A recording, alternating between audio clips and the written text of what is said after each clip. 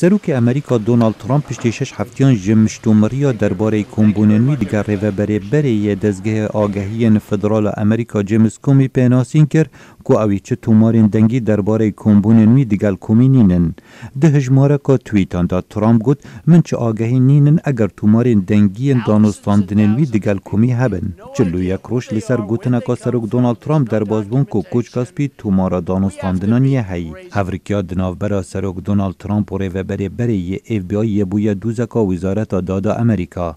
مرما دست نشان کرنا لیکولره کی تایبت دا خویا بکد اگر سروک ترامپ حول ددت ریگریه لراستیان بکد. من تویتا درباره تومارا دنگی دیتیه به هیوی مکو تومارا دنگی جی هبه. ریوبری بری اف بی آی جیمز کومی هر واسا گوت تویتن سروک هاندر بون بو بلاف کرنا هیرکاریان دانستاندنی دیگل سروک ترامپ درباره حلوشاندنا لیکولین دیجی شیردوان بری پاراستان اجتماعی امریکا مایکل فیلن او لسر تیکلینوی بر روسیا جکاری هاتی لادان.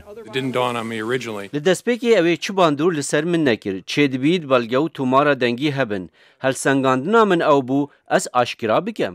راستین دانستاندن کومی و ترامپ سروک امریکا دخته بر آلوزیا کادی اری سروک ترامپ حول دا بو مای خود لیکولین اف بی آی دا بکد کو پیدوی بت لیکولره کی تایبت بیت دست نشان کرن.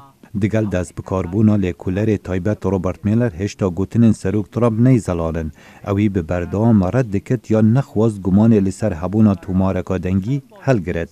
دا گوت بو و هی تومارکا دنگی هبد. از نخوازم بحث بکم.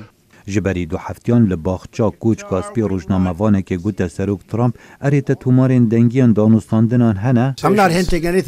من آماجه بچه نکریه لدم مکانیزیک از ده با هوا دیار کم تو ده زور بهیوی بی لدم آبرسبه ببهستی اری هبون و نبونا تومارا دنگی پیدوی بهنده دمکا درش هبو یان اوه یاریه که؟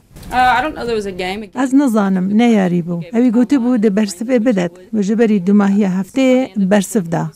دموکرات دناف کنگرسی دا باور دکن تیبینیا سروک ترامپ چه باندوره لسر لیکولین درباره دستیوردان روسیا ده هلبجارتن سروکاتیا امریکا دا ناکد. خالد فتاح دنگ امریکا.